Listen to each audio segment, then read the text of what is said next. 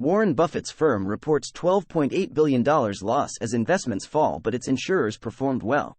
Warren Buffett's company has reported a nearly $13 billion loss in the third quarter as the paper value of its investments fell, but the companies it owns, particularly the insurers, generally performed well.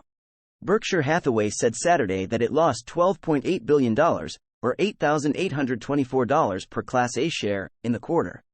That's significantly bigger than the $2.8 billion loss, or $1,907 per Class A share, that it reported a year ago.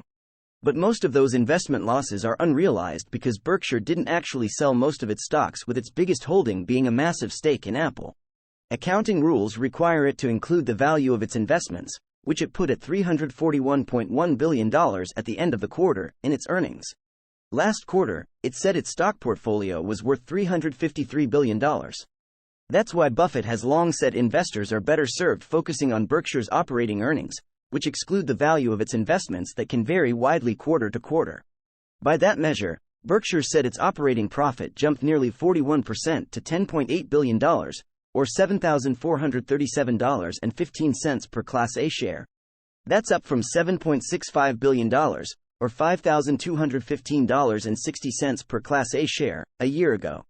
The three analysts surveyed by FactSet Research expected Berkshire to report operating earnings per share of $6,540.23 on average. Berkshire's insurance unit was helped by relatively low losses related to major catastrophes like hurricanes this year and a rebound in Geico's profits. Altogether, Berkshire's insurers contributed $2.4 billion to its operating profit. A year ago, the insurers reported a $1.1 billion loss in the third quarter.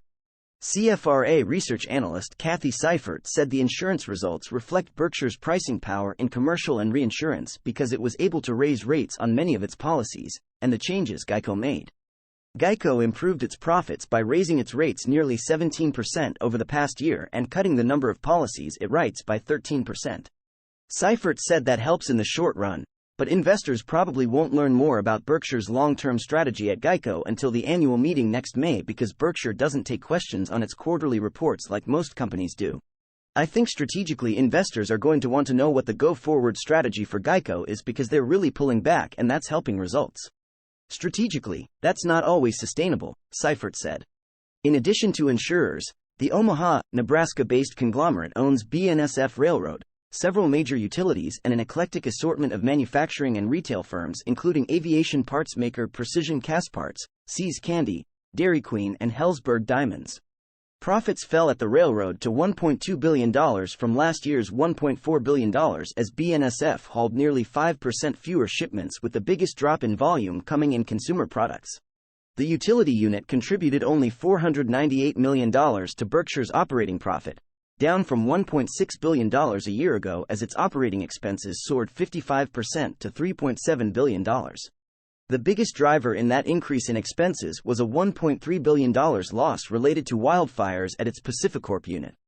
Berkshire got a $183 million boost in the quarter from its acquisition of 80% of the Pilot Flying J network of truck stops that it made at the start of the year, but the quarterly report made no mention of the lawsuit Pilot's founding family recently filed to settle a dispute over how much Berkshire will pay to eventually acquire the remaining 20%.